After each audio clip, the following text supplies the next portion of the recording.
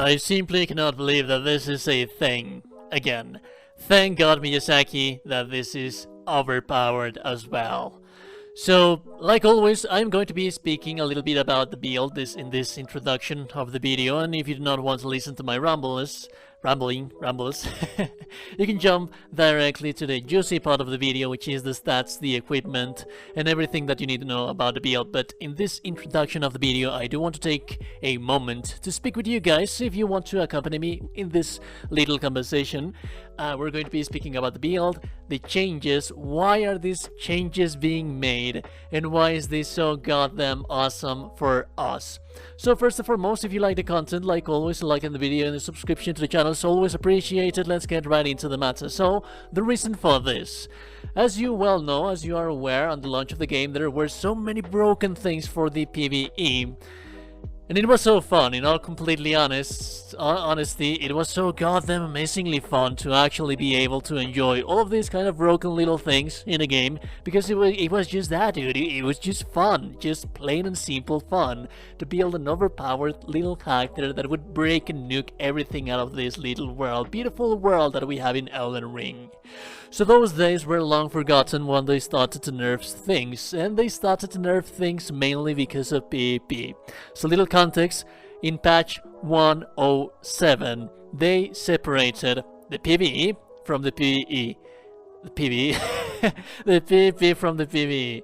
So not everything is as it was, but as they intended it to be. Initially they said that they were going to give you enough materials, enough resources for you to be as broken as possible, to make the game as difficult to you as possible. If you want to play a difficult game, this build is not for you. This is to make your life easier. And it's just really to have some fun, dude. This is so versatile and so fun to play. So basically what they did in the changes 107, we are going to be making a whole lot of videos for a whole lot of different weapons and a whole lot of different combinations that we are able to do from now on. But in this specific video, we're going to be speaking about the Sword of Night and Flame, which is broken as hell nowadays.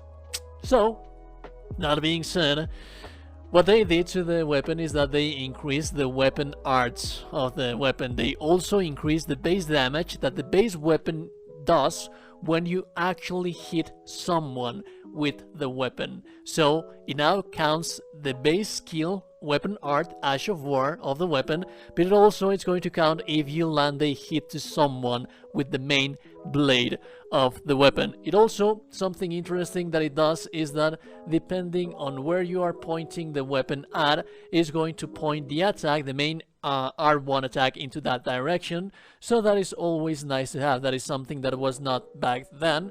So now we actually do have it. There are no changes to the special attack, but the special attack is still quite amazing. So that is basically all of the changes that they did to the Night and Flame. They increased the damage. They did the weapon now deals damage on the base blade of the weapon while performing the Ash of War, and you can now aim the weapon to where you want it to be aimed. So if you have a enemy that's there in the distance that you want to hit that specific enemy, you are going to be able to perform such a feat. Now that being said, let us speak about the stats. Oh, I forgot to tell you why is the reason that this is happening. So they finally separated PvP from PvE. PvP is what was hindering our PvE experience. Since it was so goddamn broken, they had to nerf down a whole bunch of weapons for PvP to be more balanced. So now PvP is escalating for weapon arts, Ash of War, scaling for weapons. It's different, it's separated, which is what they should have done to begin with. So now that that's been separated, we can be broken as hell as we want to be on PvE. That being said, let's get right over to the stats, and I do want for you to accompany me with the stats of the build because it is actually quite rather important. We are min-maxing this build. The first statement that I want to make is that we're making this build 150. That is only for reasons of consensus. You do have to make some concessions when making a build. I like to believe that myself. So you have to sacrifice some things here and even then, 150, it's so goddamn high and broken for you to make a build. So it's a nice round number. It's easy to get to. It's a level that you would be able to get in one single playthrough without having to farm that much. You would be able to get that level just by leveling and killing enemies normally, exploring the world. So there is that. That is why I chose that decision. But if you want to tweak these stats, if you want to go higher, I am going to give you some advice to actually do so. So let us begin with bigger. Bigger, we have in 40. Remember, you would like to have this conversation because it is very important about everything that we're going to be discussing. Ideally, I always try to make my builds have 60 bigger because that's the sweet spot. That's when it stops to scale the health for the characters. And usually when I do a mainstream line build that's focused on one specific element, one specific stat that deals damage, like arcane or strength or dexterity or simple fate, so on and so forth, that's where I like to sit to. Since we are using both intelligence and fate and we are not even maxing them out, we're going to be able to sit at 40, which is quite enough health for you to hang around with. Now it is very important for you to have in 40. I know that some people is going to tell you that it's not necessary, but me personally, I like to be efficient. I am an experienced player. I like to see myself as an experienced player, but I do have to say myself that more often than not I am going to end up dying for the wrong reasons and just for the sake of being dumb. I am not perfect, I made mistakes, and I like to have that little extra space to recover from those mistakes. So at 40 health you would be able to do so. I would advise for you to have more, but since we are sitting right there, then that's it. Now, interestingly enough, this is what interests you the most. The mind stat. That is a very, very, very max mixing stat. The reason why we have mind on 24 is to be able to have 140 FP. There's also a very specific reason for that to be right there, because we are using a specific talisman. We are going to go through there once we go through the talismans that we are using, but for now, rest assured, it is of the utmost importance that you do not alter this stat. It should always be on 24. If you're able to go higher, then be my guest if you level up higher than 150, but if you're going to be faithful to this build, that's what you wanted to see. That endurance, that's going to give you enough to be able to wear the armor that you would like to wear. This is just fashion souls. There's no specific armor set that you should be wearing for this build. Just use whatever you feel comfortable with. And endurance, I have always found 20 endurance to be the sweet spot for me. Strength and dexterity, we have it both at 12 to be able to wield the Sword of Night and Flame. I do have to say that the preferred class for this character, preferred, I say that not as a mandatory, necessary. If you want to make a new character, make a new build for this character with all of these stats that I have for you, Confessa would be ideal because it's going to give you Fate for the sword, and also it already starts with Strength 12, Dexterity 12, which is what you need to be able to wield the Sword of Night and Flame. Intelligence and Faith, that is where we are going to be dumping the rest of our stats. 56 and 56, which is going to allow us to be filthy and amazing and destroy pretty much everything that we have in our path. So right now I am going to be showing you some little gameplay. Well, I'm going to be showing you gameplay throughout the entirety during the whole rendition of this video, but right now here let's travel to the Tree Sentinel for you to see how much damage do we deal to this little boy that we have right here. So basically, your main damage always has to be like this damage source. More often than not, most of the cases should be this one right here. And it's not working because I am dumb like that. What do you know? There we go now. Oh, I'm sorry, I have the HUD off. There we go. Now we're dealing 2200 damage. But you do have to have in mind that I am altering that with specific talismans, which is the Alexander talisman. We're going to be speaking about that in the equipment section of the video, but I do want you to know that 2200 was able to be achieved because we hit the enemy with the blade of the weapon. If we actually do only cast the spell on the enemy, if I am able to, if we actually only cast the spell on the enemy, it's only going to do 1800, as you are able to see right here, I hope. Oh god, look at all of that damage. That was close to 3000, but you do have in mind that that was only because the blade did hit the enemy. If you only hit the enemy with the spell, if this guy gives me room to do so, hold on a little bit, I believe I should be able to right now, right here. And there, as you can see, I wasn't dealing as much damage to him because I wasn't actually hitting the enemy with the blade. And do have in mind, take a look at that chunk of health that I am taking from the enemy, and have in mind that this specific session for this playthrough, this specific showcase, I am a new game plus 7. Yes, you heard it right. And take a look at how many damage can I take out of this guy with all of these little stats that I have right here, if I am able to actually hit the enemy with the blade of the weapon. It's going to be... There we go. Oh god, no, that was not it. Let me see if I can actually perform that better. Well, it's not working in my side, but we also have that that other little thing right here, like this one. Oh god, this is not going in my favor right now. I am making a fool out of myself. I am so sorry to everyone watching this thing right now, but I can promise you that this is broken as hell. Take a look at that damage. 1/4 of his health with one specific cast of the Ash of War on new game plus 7. That is disgusting, dude. That is filthy. So now, that being said, let's move over to the equipment section of the video, which is rather interesting. We do have some specific equipments that we are using for this. As for the shield, you can just use whatever shield you would like to use, as long as it doesn't excel that 12 strength that you have. You cannot go higher than that, so bye-bye to the Dorito shield. It is a shame, I have to admit, but it is what it is, I guess.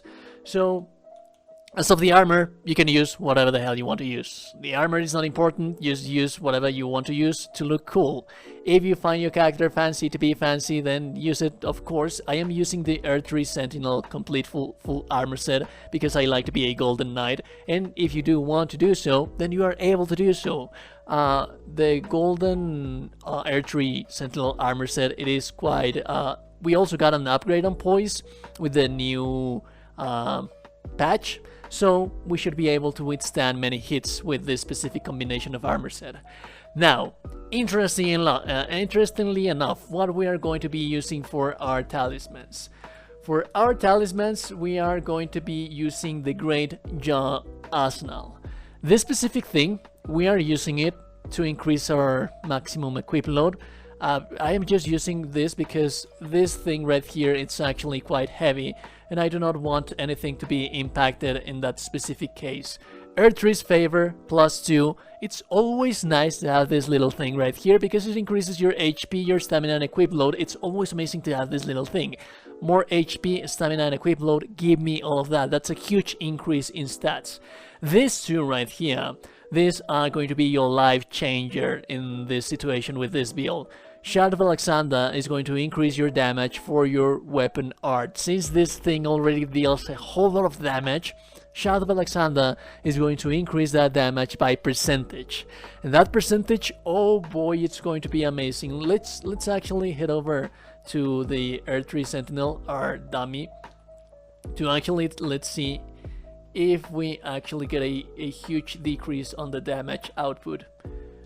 Hold on, sir. Would you be able to allow me to showcase this? Yeah, as you were able to see, that's not that impressive whatsoever. I wasn't able to hit it completely, but as you were able to see, it was not nearly enough. So once we actually do place the Alexander shot, it is going to be amazing. You do have to have in mind that it's an endgame item, so there is that. it is going to increase your damage quite substantially, and it's going to break the weapon like you have no idea. And then we're going to be needing the Carrion Filigree Crust. This is going to decrease the amount of damage that you the amount of FP that you are going to be consuming by using this weapon. This is where it gets interesting. This is where I was telling you about that min-maxing situation with all of this. So what I want you to be aware of is that if you use the weapon skill for this thing without that thing, it's going to cost 26 focus points. And if you actually use it, it's going to lower it to 20. Now that might not seem too much to you, but let's make an example. If we have 100 FP, it's going to allow us to cast at a cost of 26. It's going to allow us to do 3 casts, only 3. Because it's 26 and then 26 and then 26, and we will not be able to use the last one. We would have to use a flask of tears to be able to actually use it. One thing with this build is that we're gonna talk about flasks later on. For now, for the time being, let's remember that if we actually do wear this talisman, if we have 100 of focus points, it's going to change that amount of usage from 3 to 5, which is amazing. And if you have 4 flasks, that means that you are going to be able to cast over 10 uses, 20 uses. I'm sorry, I suck at math. It is what it is. But oh boy, did I forget to mention that you are going to be using your flasks. So that 20 is going to be increased substantially, because we also have 140, so we're adding 2 extra uses of our weapon skill. Remember that this thing can kill bosses in like 4 hits. It can nuke bosses in like 4 hits, so you have more than enough nuke power to be able to defeat every single thing. So we have 140 FP. We're sitting right there to be able to have all of the other stats where they have to be. Now, the flasks of physics, Wondrous Physics, what is it that we want to have in here? Ideally, we would want to have the Flame Shrouding Cracktia, as well as Magic Shrouding Cracktia, but that is going to depend mainly on which weapon art would you like to use as your favorite. Because if you want to use, let's say, only the magic one, which is this one right here, then there is no point for you to have the Flask of Wondrous Physique for the fire one. And if this is your favorite, then there is no point for you to have a magic Flask of Wondrous Physique. So if you're going to be using both of them, it's going to increase your damage substantially by percentage. Again, this thing is going to destroy things. And yeah, it's going to destroy things. So that being said, on mix of Wondrous Physique, you want to have both of them, but if you're going to be focusing on using just one, then you can swap out for like utilities like Green Burst, Crystal Tear, so on and so forth. But my advice is for you to keep it that way. Now, flask allocation, usually we have 14 flasks. So we have 10 on the Crimson Crystal Tears, and then on the blue flask we're going to have 4. So that being the case, also remember that we can use spells with this thing. I wouldn't advise for you to use offensive spells with this thing because it's already broken and powerful as it is. So since you are not going to be using any kind of catalyst, any kind of talisman, any kind of finger seal, then you can use utility spells, and those utility spells are going to be something like healing yourselves. And maybe, and this is where it gets nasty as well, you can use the spell, I forgot the name for it, the order spell. Oh god, how could I forgot the goddamn spell? Anyways, it's going to be on screen right now. It's going to be on screen. Don't worry about it. And that is going to increase also your Ash of War damage. So now that we're finished, let's take a look at this final showcase as to how strong this thing will be. And remember that if you like the content, a like on the video is super appreciated, and subscription to the channel as well. We're going to be doing more coverage for Elden Ring builds after patch 107. You have a beautiful day, sir.